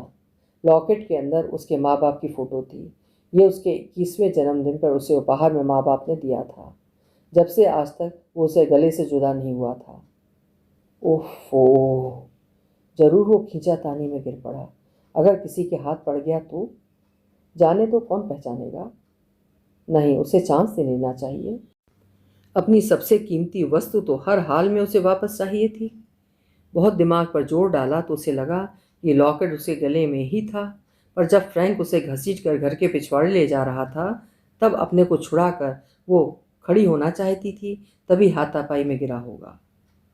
एंजेला ने पक्का निश्चय कर लिया कि उसे ढूंढ कर लाएगी। हो ना हो वो कुएं के आसपास पड़ा होगा। अगले दिन जब वो ऑफिस आई, सबने उसे चीयर अप कहा, तबीयत का हाल पूछा। लियो ने उसकी मेज पर एक गुलदस्ता रखवा दिया। जीवन वापस सम पर आता लगा। उसी दिन तो हो जाएगी नहीं। फिजूल होगा क्योंकि ऑफिस 5 बजे बंद होगा और 4 बजे से अंधेरा छा जाता है। दिन की रोशनी में ही देखा जा सकता है। अतः एंजेला ने लियो को पटाया कि वो कुछ काम अगर घर से ही कर सके तो उसे कुछ दिन और आराम मिल जाएगा। लियो मान गया। जब वो घर जाने लगी तो लियो ने बेतकल्लुफ़ी से कहा, तुम्हें पता है फ्रैंक कहीं सटक गया है आजकल। उसके बारे में कई लोग पूछ रहे हैं। बाय द वे, तुम्हें तो पता नहीं? एंजेला ने सहज उत्तर दिया, नहीं। अगले दिन उसने पहले ऑफिस से फाइलें समेटी, फिर डाउनविल की ओर निकल गई। जैसा उसने सोचा था, कुएं के पास उसे गिरी हुई चेन मिल गई। वो उसे लेकर चलती बनी। अपनी कार डाउनविल के गेट के पास उसने मोड़ी और मुश्किल से 1 मील जा पाई होगी कि पुलिस कार ने उसको ओवरटेक करके किनारे लगाने को कहा। एंजेला ने सोचा कि गाड़ी में कुछ हो गया होगा, मगर पुलिस वाले ने उसे उसी दम थाने में चलकर अपना बयान देने के लिए कहा। एंजेला घबरा गई, मगर उसने धीरज से काम लिया। पुलिस के पूछने पर उसने बताया कि करीब 1 महीना पहले वो वहाँ गोल्फ खेलने आई थी। तभी उसका लॉकेट वहाँ गिर गया था, जो कि आज ढूंढने पर मिल गया। तारीख भी उसने बता दी, जिसकी पुष्टि फादर पियर्सन ने कर दी फ़ोन पर ही। पुलिस ने उसे चेतावनी दी और कहा कि जब तक उनकी तहकीकात पूरी नहीं हो जाती वो देश छोड़कर नहीं जा सकती। उसको अपनी हाजिरी देनी होगी, जितनी बार वे बुलाएं, वगैरह वगैरह। उसके काम के, घर के, माँ बाप के सारे विवरण लिख कर उसे जाने को कहा। उनकी टोन सुनकर एंजेला रोने लगी। एक स्त्री अफसर ने उसे बताया कि फ्रैंक लापता है, शायद इसका खून हो गया हो। जब तक लाश नहीं मिलती एंजेला शक के दायरे में है, क्योंकि फ्रैंक के गायब होने के बाद से वो पहली व्यक्ति थी जो वहाँ आई। उसे अपनी सफाई देनी है तो उसे वकील दिया जाएगा, मगर तहकीकात के सारे सवालों का जवाब उसे देना होगा जब भी पूछे जाएं, इसलिए वहाँ होना ज़रूरी होगा। घर जाकर एंजेला ने जस्टिन और बेटी को सारा किस्सा बताया कि कैसे वो शक के घेरे में है, क्योंकि फ्रैंक लापता हो गया है। वो बेहद घबरा रही है। इस बार भी उसने नहीं कहा कि फ्रैंक डूब गया था। जस्टिन और बेटी ने हर संभव सहायता देने का निश्चय किया, क्योंकि जस्टिन का अपना विश्वास था कि फ्रैंक जरूर एंजेला को जान से मारने की पूरी कोशिश करेगा। उसके अंदर का वहशी अपने राज को सुरक्षित रखने के लिए उसे मजबूर करेगा कि वो अपनी राजदार को ख़त्म कर दे। शायद इसीलिए वो छुप गया है। जस्टिन ने ऊपरी तौर पर मुंह बंद रखा। सिर्फ वो और बेटी जानते थे कि एंजेला का शिकार हुआ है। कानूनी खेल शुरू हो इसके पहले उसे फ्रैंक के असल चेहरे को जानना जरूरी था। जस्टिन ने इसका बीड़ा उठाया। एंजेला के ऑफिस में सब फ्रैंक को ऊपरी तौर पर ही जानते थे। लियो मैकेंजी पहले ही काफ़ी सवाल जवाब भुगत चुका था बेटी के केस में।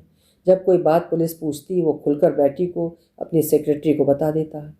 बेटी ने घुमा फिरा कर फ्रैंक के बारे में उसकी राय ली, मगर कुछ हाथ नहीं लगा। एंजेला का किस्सा भी छुपाए रखा। पुलिस ये मानकर चल रही थी कि एक वयस्क आदमी अपनी मर्जी से जब तक चाहे अज्ञातवास कर सकता है, जब तक कि उसका मरना साबित न हो जाए। केवल शक शुबह पर उसे मृत घोषित नहीं किया जा सकता। जस्टिन ने एंजेला से पूछा कि क्या वो किसी और को जानती है जो फ्रैंक को अच्छी तरह जानता हो। एंजेला ने ड्रेस बुटीक वाली हैना का पता बताया। जस्टिन एक आम ग्राहक बनकर हैना के बुटीक में गया और उससे अपनी तथाकथित गर्लफ्रेंड के लिए ड्रेस दिखाने के लिए कहा। कई पोशाकें उलटने पुलटने के बाद उसने एंजेला की पीली फ्रॉक निकाली और कहा, कुछ ऐसी ड्रेस दिखाओ। अरे, ये तो हमारी ही दुकान की है। इसे फ्रैंक नाम के आदमी ने अपनी फ्रेंड के लिए ख़रीदा था। तुम उसे जानते हो क्या? हाँ, वो मेरी गर्लफ्रेंड की बेस्ट फ्रेंड है। फ्रैंक उससे शादी करने वाला है। झूठ। क्यों भला? फ्रैंक किसी से भी शादी नहीं करता। पिछले 15 सालों से मैं उसे देखती आ रही हूँ। कितनी ही आई और गई। तो अपनी फ्रेंड को बता दो चाहे। हो सकता है उसे कोई पसंद ना आई हो। एक बार धोखा खाकर आदमी जरा ज़्यादा नकचढ़े हो जाते हैं। वो है तो डाइवोर्सी आखिर। मेरी फ्रेंड पर तो जी जान से फिदा है। किसने कहा कि वो डाइवोर्सी है? खुद उसी ने। वो पत्नी से अलग रहता है, उसके 2 बच्चे हैं। क्या? हाँ, किसी को कुछ, किसी को कुछ। पूछो जाकर उससे कि क्या किसी ने उसकी पत्नी को कभी देखा है।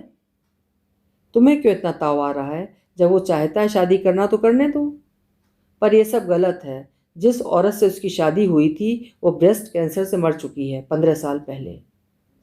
ना, ये नहीं हो सकता। जस्टिन अचंभित रह गया। यही सच है। वही इस दुकान की मालिक थी।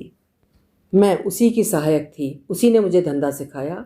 उसके मर जाने के बाद फ्रैंक ने यह बिजनेस मेरे हाथ बेच दिया, दरअसल काफ़ी सस्ते में, क्योंकि मैं इसे अंदर बाहर से समझती थी। फिर तुमने उस पर डोरे डाले, क्या इसीलिए तुम मेरी फ्रेंड से जल रही हो? नहीं, बिल्कुल नहीं। डोरे इतनी करीब की दोस्ती में नहीं फंसते। वो मेरा सिरपरस्त था, मुझ पर बहुत मेहरबान भी, मगर मेरा आदर्श पुरुष नहीं था। उसे अपने से बहुत प्यार था, बहुत पॉश और स्टाइलिश। मेरी पसंद तो कोई बिल्डर या ट्रक ड्राइवर ही हो सकता है, एकदम रफ टफ, क्योंकि मैं तो नीचे से ऊपर आई हूँ। मैं नखरे और चोंचलों में पैदा ही नहीं हुई थी। मुझे मिट्टी का गरौंधा चाहिए और पाँव के नीचे कड़ी धरती। तुम उसकी बीवी को जानती थी? हाँ, मेरी बड़ी बहन जैसी थी, अमीर बाप की इकलौती औलाद, नाजों से पली, सुकुमार और फरेब से दूर। माँ बाप के मरने पर अकेली रह गई। इस बुटीक से अपना समय काटती थी। यहाँ सब अमीर औरतें आती हैं। बेचारी कम उम्र में चली गई। फ्रैंक बहुत रोया होगा उसे खोकर, बेहद चाहता था। उसे या उसकी दौलत को? हाँ, अब तुम मुझे फंसाओ नहीं। दौलत मिले ये कौन नहीं चाहता। तुम्हें मिलती तो क्या दान कर देते? जलन खाकर मत बोलो। मैं क्यों जलन खाऊं? मेरी फ्रेंड को तो मिल ही जाएगी। अगर फ्रैंक ने शादी करी तो चलो देख लेंगे, कहकर जस्टिन ने उसे बाय बाय कहा और वहाँ से चला आया। घर आकर जस्टिन ने एंजेला और बैटी को सब सुनाया। एंजेला हैरान रह गई। फ्रैंक ने एक बार नहीं कई बार अपनी पत्नी और बच्चों का जिक्र लोगों से किया था। घर का माली और कामवाली भी यही जानते थे। और कोई पहचानने वाला है क्या तुम्हारी नज़रों में जो फ्रैंक को जानता हो? नहीं, मगर एक अजीब किस्सा हुआ था, शायद उसका कोई रिश्ता हो इस आदमी से। एंजेला ने उस पगली का किस्सा सुना दिया। चलो उसे ढूंढते हैं। जस्टिन बैटी और एंजेला के साथ डाउनविल फार्म के आसपास चक्कर काटने लगा, मगर ऐसे ही क्या कोई मिल जाता है? गांव में उसे कोई नहीं जानता था। कुछ ने उसे भूत कहकर हंसी में उड़ा दिया, कुछ तो उसे सचमुच भूत ही मानते थे, हालांकि उसे देखा था। मगर अगर औरों ने उसे देखा था तो वो थी। जस्टिन अड़ा रहा। एंजेला से उसने पूछा कि किस टाइम उसे देखा था। शाम को सूरज डूबने के समय समझ लो। ठीक है, हम लोग उसी समय के हिसाब से वहाँ जाएंगे। कई दिन चक्कर मारने पर भी वो स्त्री नहीं मिली। अब जस्टिन ने अनुमान लगाया कि शाम के समय पैदल चलने वाले लोगों ने शायद उसे देखा हो कभी। गांव का स्कूल काफ़ी दूर पड़ता था। आसपास की बस्तियों से आने वाले बच्चों को काफ़ी पैदल चलकर उसमें आना पड़ता होगा। हो सकता है ऐसी कोई स्त्री देखी हो। यह अनुमान काम कर गया। घर की छुट्टी के समय घर वापस जाते समय अक्सर वो बच्चों को दिख जाती थी। अपने आप बड़बड़ करती रहती थी और छेड़ने पर डर जाती थी। डर कर या तो भागने लगती थी या पेड़ों के पीछे छुप जाती थी। बच्चों को इसमें बहुत मज़ा आता था। पूछने पर उन्होंने बता दिया कि किस तरह वो भागकर छुपती थी। जस्टिन ने गाड़ी उधर ही मोड़ ली। काफ़ी दूर तक 10 मील की रफ्तार से वो रेंगता रहा और एंजेला और बैटी दाएं बाएं चील की नज़रों से सड़क की दोनों तरफ ताकती रहीं। दिशा निर्देश के अनुसार उन्हें कच्ची बजरी की सड़क दिख पड़ी। एक पुराने दुराने साइन बोर्ड पर लिखा था माउंट विल। वो उसी के दिशाबान की ओर मुड़ गए। सकड़ी सड़क पर दोनों ओर खरपतवार सिर के ऊपर तक उगे हुए थे, जिससे छन कर बचे खुचे दिन की रोशनी कहीं कहीं छपके बना रही थी। ऊपर घने वृक्षों के लाल पीले पत्तों का चंदोवा तना था। वातावरण में नवंबर की सीलन और गीली पत्तियों के जलने की कड़वी सी महक थी। आधा पौना मील अंदर जाकर एक गौशाला दिखाई दी। उसके और आगे जाकर मुर्गी खाना, सुअर का बाड़ा और एक खाली अस्तबल था। इनको पार करके पक्का रास्ता और उसके छोर पर एक छोटा सा घर नजर आया। इस घर में बत्ती जलती देखकर जस्टिन ने कार पार्क की। अकेला उतर कर दरवाजे की घंटी बजाई। किसी ने गंदले से जाली के पर्दे में से झांका और झट से बत्ती बुझा दी। 5-10 बार घंटी बजाने पर भी उसने दरवाज़ा नहीं खोला। अब उसने एंजेला को भेजा, शायद औरत को देखकर कोई दरवाज़ा खोल दे। इसके अलावा एंजेला ही पहचान सकती थी उसे, जिसे वो खोजने आए थे। एंजेला ने दरवाज़ा थपथपाया, फिर कान लगाकर सुना। अंदर कोई मंद मंद बोल रहा था, मगर उसने दरवाज़ा नहीं खोला। एंजेला ने पिछवाड़े जाकर खिड़की में से झांका। कमरे में कोई मूरत कुर्सी पर बैठी झूला झूल रही थी। एंजेला ने उसे आवाज़ दी, ए दरवाज़ा खोलो, हम लोग तुम्हारे मित्र हैं, हम तुमसे कुछ पूछना चाहते हैं। पर उसे उत्तर नहीं मिला। तीनों जने काफ़ी हैरान हुए। सोचा वापस जाना ही पड़ेगा। जसने ये भी नहीं देख पा रहा था कि अंदर स्त्री थी या पुरुष। हार कर वो वापस जाने के लिए मुड़े ही थे कि पीछे से एक पुरुष स्वर ने कहा, उसे अकेला छोड़ दो, लीव हर अलोन। देखो, हमें एक पगली औरत की तलाश है और किसी ने बताया है कि वो यहाँ रहती है। पगली है तो तुम्हें उससे क्यों मिलना है? तुम क्या पुलिस हो? नहीं, पर उसने खुद ही हमें सड़क पर रोका था। शायद वो कुछ कहना चाहती थी। अब वो जरा पिघला और बोला, मेरे पीछे आओ। वो उन्हें अगले दरवाजे से अंदर ले गया, सामने वाले कमरे में बैठाया और केतली गर्म करने के लिए चूल्हे पर रखी। मेरा नाम जॉन है, मैं इस फार्म का मालिक हूँ। तुम्हें ठीक से पता है कि ये वही है जो तुमसे कुछ कहना चाहती थी? नहीं, मैं निश्चित नहीं कर पा रही।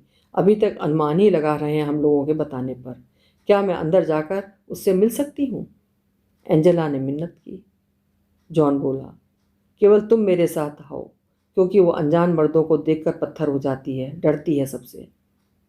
एंजेला जॉन के साथ अंदर गई। कुर्सी में बैठी स्त्री वही पगली थी। एंजेला को देखकर गुस्से में बड़बड़ करने लगी।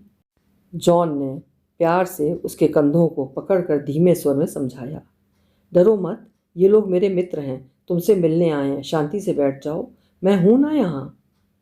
वो स्त्री बैठ गई, पर किसी से नज़र नहीं मिलाई, केवल खिड़की से बाहर ताकती रही। बात करने की उसकी इच्छा न देखकर जॉन वापस सामने के कमरे में आ गया। तुम लोग क्यों इससे मिलने आए हो, मुझे समझा कर बताओ। एक दिन जब मैं अपने मित्रों से मिलकर आ रही थी तो इसने मेरा रास्ता रोका। दोबारा फिर इसने मुझे वहाँ जाने से रोका। मेरे मित्र का इससे क्या लेना देना है, ये मेरे लिए जानना ज़रूरी हो गया है। ये तुम्हारी कौन है? जॉन ने बताया, ये मेरी कोई नहीं है, मगर मैं इसे यहाँ ले आया। शायद इसका नाम सेरा है, क्योंकि ये इस नाम से परिचित लगती है। मैं कभी से बचपन में जानता था, मगर अब इसके साथ क्या हुआ और ये क्यों अपना संतुलन खो बैठी, मुझे पक्की तौर पर नहीं पता। अब तो कई सालों से मेरे फार्म पर है, यही इसका घर है। सफाई कर देती है, जानवरों के साथ इसका प्रेम अच्छा है, ये उनकी देखभाल कर देती है, अपना काम भी अब कर लेती है, मगर किसी बात का उत्तर नहीं देती। अजनबी लोगों से डर जाती है। कभी कभी लंबी सैर पर निकल जाती है, मगर अपने आप रास्ता ढूंढकर वापस आ जाती है। मेरी पत्नी को गठिया की बीमारी है, ऐसे में दो हाथ बहुत सहायक होते हैं। तुम इसे कहाँ से और क्यों लाए? जस्टिन ने पूछा। कई साल पहले मैं एक नर्सिंग होम में अपने फार्म के अंडे सप्लाई करता था। वहाँ एक दिन मैंने इसे देखा। ये इसी गांव से स्कूल में मेरे साथ पढ़ती थी। शक्ल से मैंने इसे पहचान लिया। जब आवाज़ दी तो ये डर कर भाग गई। मैंने सोचा ये यहाँ काम करती होगी, मगर पूछने पर नर्सों ने बतलाया कि ये एक हादसे में अपनी याददाश्त खो बैठी है। ये एक पेशेंट की तरह वहाँ पड़ी रह रही थी। उल्टे उन्होंने मुझे घेर लिया और सैकड़ों सवाल पूछ डाले। मैं जितना जानता था बता दिया। अस्पताल वालों ने पुलिस की सहायता से पता लगवाया, मगर कोई इसे पहचानता नहीं। इसकी फ़ोटो भी लोकल अखबार में छापी गई, मगर सब बेकार। मुझे हल्का हल्का याद था कि शायद ये डाउन विल फार्म पर रहती थी। पूछने पर पता चला कि उसका मालिक कई साल पहले गुजर गया था और फार्म किसी और ने खरीद लिया था, जो ज़्यादातर बाहर ही रहता है। यह भी पता चला कि नया मालिक सिंगल व्यक्ति है, उसे फार्मिंग में कोई रुचि नहीं। धीरे धीरे ये मुझसे परच गई। मुझे देखकर हंसती, वहीं ठहर जाती, अंडे संभाल कर रख देती। नर्सों के कहने पर मैं इसे यहाँ ले आया, कोशिश के तौर पर कि शायद बोल पड़े या सामान्य हो जाए। जॉन, क्या तुमने पता किया था कि इसके साथ क्या हुआ था? जस्टिन ने पूछा। हाँ, नर्सों ने बतलाया था कि होम में आने से पहले ये कई महीनों तक अस्पताल में पड़ी रही थी। इसे किसी ने बुरी तरह मार पीट कर यहाँ से बहुत दूर एक गड्ढे में फेंक दिया था, शायद मरी हुई समझकर। मगर किसी राहगीर ने इसका कराहता स्वर सुन लिया और एम्बुलेंस मंगवा दी।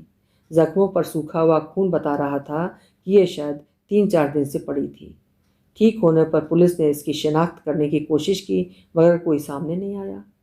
इसलिए इसे गूंगी, अपंग व मानसिक रूप से विक्षिप्त समझकर उस नर्सिंग होम में रख दिया। मैं न लाता तो ये वहीं पड़ी होती बेकार। अब कम से कम इसकी कोई ज़िंदगी तो है। जॉन अपनी सफाई सी देता हुआ बोला। क्या हम इससे कुछ पूछ सकते हैं? कोशिश करने में क्या हर्ज है, बस ये बिफर न जाए, ये ध्यान रखना। इसकी सेहत की जिम्मेदारी मेरी है। बराबर चेक होते रहते हैं। एंजेला के मन में भारी उथल पुथल चल रही थी। अभी तक उसने किसी को नहीं बताया था कि फ्रैंक मर चुका है। उसके मरने का उसे कोई गम नहीं था और ना ही अपराध भाव। मगर अगर वो अपनी निर्दोषिता साबित ना कर सकी तो तथ्यों के आधार पर उसे हत्यारी मान लिया जाएगा। आज या कल फ्रैंक की लाश मिल भी सकती है। ठंडे मन से उसे निश्चय लेना पड़ेगा। सच बोलने में ही भलाई है। उसे अच्छी तरह याद है कि फ्रैंक ने अपनी बीवी का नाम सेरा बताया था। हैना ने भी इसकी पुष्टि करी थी जब उसने जस्टिन से बातें करी थी। हैना के कहे के अनुसार सेरा मर चुकी थी, मगर क्या सबूत कि ये सच ही हो? फ्रैंक ने ही तो हैना को बताया था, मगर इस औरत की कहानी हूबहू एंजेला से मिलती है। पूछना ही होगा। जॉन सेरा के कंधे पर बाँह रखकर प्यार से ड्राइंग रूम में ले आया। वो जॉन से चिपक कर बैठ गई। जस्टिन ने सीधा प्रश्न किया, सेरा, क्या तुम फ्रैंक कार्टर को जानती हो? ये सुनते ही सेरा थर थर काँपने लगी और डर से जॉन के पीछे दुबक गई। अरे, क्या ये नाम डाउनविल के नए मालिक का नहीं, अगर मेरी याददाश्त धोखा नहीं दे रही तो? हाँ, और उसने डाउनविल के पुराने मालिक की लड़की से शादी कर ली थी, जस्टिन ने बताया। माय गॉड, क्या इसीलिए अक्सर उधर जाती है? हाँ, शायद। अब एंजेला बोल पड़ी, सेरा तुम डरो मत, अब फ्रैंक कभी नहीं तुम्हें पा सकता क्योंकि वो मर चुका है। क्या? जस्टिन और बैटी के मुंह से एक साथ निकला। वे लगभग चीख पड़े। हाँ, वो इस लेदर के सोफे की तरह निर्जीव है। उस कुएं में से बाहर नहीं निकल सकता जहां वो डूब कर मरा। क्या बक रही हो एंजेला, तुम होश में तो हो ना? हाँ, मैं पूरी तरह से होश में हूँ और इस कहानी की बिखरी कड़ियों को जोड़ सकती हूँ। अगर ये वाकई सेरा है तो याद करो, फ्रैंक ने यही नाम बताया था अपनी पत्नी का। एंजेला, क्या तुमने उसे कुएं में धक्का दिया? जॉन हक्का बक्का ताक रहा था। एक शरीफ सीधा साधा इंसान अनजाने में किसी अनहोनी से जुड़ गया था। एंजेला अपनी जगह से उठी और सेरा के पास गई। उसका कांपता हाथ अपने हाथ में लेकर सहलाया और उसके सामने घुटने टेक कर बैठ गई। सेरा, मेरी तरफ देखो, मैं भी तुम्हारी तरह फ्रैंक के जाल में फंस गई थी, मगर भगवान ने मेरी रक्षा करी। वो मुझे मार डालता इससे पहले वो खुद कुएं में गिर गया। अब उसे मरे भी 3 हफ्ते से ऊपर हो चुके हैं। सिवा मेरे और कोई ये बात नहीं जानता कि वो कितना बड़ा दरिंदा था। अब उसको मारने का इल्ज़ाम सीधा मुझ पर लगाया जाएगा। तुम्हारी और मेरी एक जैसी कहानी है। केवल तुम मेरी गवाही दे सकती हो। प्लीज़ मेरी मदद करो, डरो मत। सेरा के होठ हिले। अस्फुट शब्दों में उसने एंजेला को कुछ कहा। उसकी आंखों में जो एक विक्षिप्त दूरी का भाव था वो जाता रहा। वो गौर से एंजेला के चेहरे को देखने लगी, अपने आसपास नज़र दौड़ाई जैसे स्वप्न से जाग रही हो। एंजेला ने फिर से उसे आश्वस्त किया, मैं कसम खाती हूँ कि वो सच में मर चुका है। बहुत धीरे धीरे, बेहद अटक अटक कर सेरा संवाद स्थापित कर पाई। वर्षों बाद उसका दिमाग ठिकाने काम कर रहा था। उसने सबको घूरा। जब जॉन को देखा तो उसके वक्ष पर सिर रखकर बच्चों की तरह रोने लगी। बैटी ने उठकर चाय बनाई। जस्टिन ने संक्षेप में जॉन को एंजेला की आपबीती सुनाई। थोड़ा स्वस्थ होने पर सेरा ने बताया, पिता के कैंसर से मरने के बाद मैं बिल्कुल अकेली हो गई थी। कुछ मित्र लंदन में रहते थे, उनके सहारे मैंने एक हाई क्लास ड्रेसों की बुटीक खोल ली। मेरा बिजनेस चल निकला। फ्रैंक फोटोग्राफर था, मैं उसे ग्राहक के रूप में जानने लगी। मैंने उससे एक कैटलॉग बनवाने की बात की। फ्रैंक ने मुझे घेर लिया। उसने मेरी बहुत सहायता की। वो देखने में सुंदर और हमेशा फैशन से रहता था।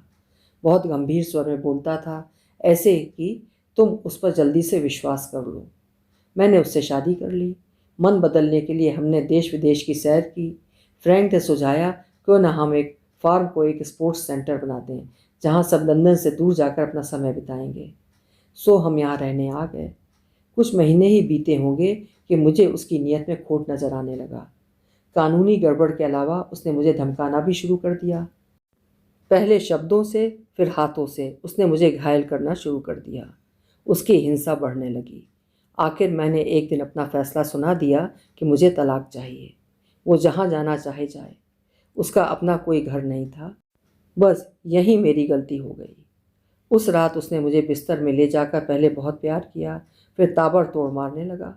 मैं नशे में थी, उसने मुझे गहरा नशा पिला दिया होगा। मैं हल्की वाइन ही पीती थी। मारते मारते उसने तकिए से मेरा मुंह दबा दिया। मुझे मरी पाकर जानकर उसने दूर कहीं ले जाकर फेंक दिया, मगर मैं मरी नहीं थी। अब यहाँ हूँ। तुम कहती हो कि फ्रैंक मर गया है, विश्वास नहीं आता। देखो मेरी चोटों के निशान। कहकर एंजेला ने अपनी टांगों के कोड़ों के निशान दिखाए। फ्रैंक की लाश कुएं में पड़ी है, ये सिर्फ मुझे पता है। जॉन ने माफ़ी मांगते हुए कहा कि उसका नाम इस गंदे हादसे से ना जोड़ा जाए। सेरा बीमार ही भली थी, उसको और संताप से बचाना होगा क्योंकि वो बेहद कमज़ोर बदन की है। ज़रूरत पड़ने पर वो उसे कोर्ट ले आएगा, तब तक चुप रहना पसंद करेगा। फादर पियर्सन ने पुलिस को भेजकर एंजेला से पूछताछ करी। एंजेला को विश्वास था कि वो छूट जाएगी, मगर उसकी एक भी बात नहीं मानी गई। पियर्सन का कहना था कि एंजेला एक लफंगी लालची स्त्री थी। वो फ्रैंक से शादी करना चाहती थी। उसके मना करने पर इसने उसे शराब में जहर दिया। जब उसे जहर का असर महसूस हुआ तो उसने हाथापाई की, पर वो मर गया और एंजेला ने उसकी लाश घसीट कर कहीं ले जाकर फेंक दी। एंजेला ने दलील दी कि फ्रैंक चाबुक से उसे मार रहा था। तभी चाबुक का सिरा उसने पकड़ लिया और पूरी ताकत से खींचा, मगर फ्रैंक के हाथ से चाबुक छूटा नहीं, बल्कि वो खुद खिंचा चला आया एंजेला की तरफ। पर एंजेला थोड़ा सा खिसक गई और उनका पासा पलट गया। वो कुएं की तरफ था और एंजेला उसके सामने। वो उसे खींचकर कुएं में फेंकना चाहता था, पर एंजेला ने चाबुक एकदम से छोड़ दी और पूरे दम से एक लात उसके पेट में मारी। वो अपना संतुलन खो बैठा और पीछे की ओर गिरा, सीधे कुएं में। यह नामुमकिन है। फ्रैंक बहुत मजबूत आदमी था। यह कहानी मनगढ़ंत है, पियर्सन ने कहा। इंस्पेक्टर एंडी ने कहा, ठीक है, हाथ कंगन को आरसी क्या? अगर फ्रैंक कुएं में है तो लाश वहीं मिलेगी। हम गोताखोरों को भेजते हैं। एंजेला को हथकड़ी लगाकर वहां ले जाया गया। इंस्पेक्टर एंडी का कहना था कि इतना भयानक सीन देखने के बजाय एंजेला घबराकर सच बोल देगी। जस्टिन और बेटी भी वहां एंजेला के साथ थे। खास तरह की क्रेन लाई गई जिसकी सहायता से गोताखोर कुएं में उतारे गए। नीचे लाश मिली। उसे जिप वाले बैग में बंद करके ऊपर लाया गया। सब सुन्न खड़े तमाशा देख रहे थे। गोताखोर अभी नीचे ही बिजी थे कि एक कर्मचारी ने बैग की जिप खोल दी। खोलते वो चिल्लाया, इंस्पेक्टर एंडी, ये तो एक औरत है। हैं? बेटी दौड़कर पास गई और चीखी, डोरीन। हैं? क्या तुम इसे जानती थी? हाँ, ये हमारे ऑफिस में काम करती थी, कुछ दिन पहले गायब हो गई थी। कुएं के अंदर से गोताखोर चिल्लाए, झूला नीचे भेजो, यहाँ मामला संगीन है। एक एक करके 8 लड़कियों की सड़ी गली लाशें वहां से बरामद हुई। फ्रैंक की भी मिली। जैसा एंजेला ने कहा था, उसके हाथ में अभी भी चाबुक पकड़ा हुआ था। उसके निचले पेट में गहरा छेद था, जिसका गवाह एंजेला की सैंडल की टूटी हुई एड़ी थी। लाशों की पहचान और लापता लड़कियों से उनका मिलान आदि पुलिस का काम था। फ्रैंक एक सीरियल किलर था, ये साबित हो चुका था। एंजेला को बिना किसी सवाल के छोड़ दिया गया। सेरा की कहानी भी पब्लिक को पता चली, मगर उससे पहले कितनी और मरी थीं ये जाना नहीं जा सका। फ्रैंक की अकूत संपत्ति उन लड़कियों के अपनों को दे दी गई। जस्टिन ने इस रिपोर्ट से खूब नाम और पैसा कमाया। एंजेला ने फिलहाल नौकरी छोड़ दी और वो कुछ दिन के लिए अपने माँ बाप के पास रहने चली गई। जब उसकी भयानक यादें माँ के प्यार से धुंधलाने लगीं तो एक दिन माँ ने उसे एक नंबर दिया और कहा कि किसी का संदेशा आया था, अगर वो फ़ोन करना चाहे तो कर ले। एक सुबह उसने वो अजनबी नंबर मिलाया। उधर से नाइजल बोल पड़ा, एंजेला, क्या तुम्हें मेरी याद है? हाँ, कैसे भूल सकती हूँ, कहते हुए उसकी आवाज़ अटक गई और वो सुबकने लगी। नाइजल ने जाने से पहले उसे बाय बाय भी नहीं किया था। उसकी भावनाएं उसी बिंदु पर ठहरी हुई थीं इन 2 सालों से। आओगी मेरे पास घूमने के लिए ही सही? नाइजल की आवाज़ भी थरथरा रही थी। क्या तुम अभी तक अकेले हो? तुम्हारे बिना तो मैं हमेशा अकेला ही रहा।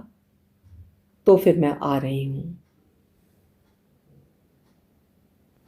अभी आप सुन रहे थे कादम्बरी मेहरा जी की लिखी हुई एक रोमांचक मर्डर मिस्ट्री पर्दाफाश।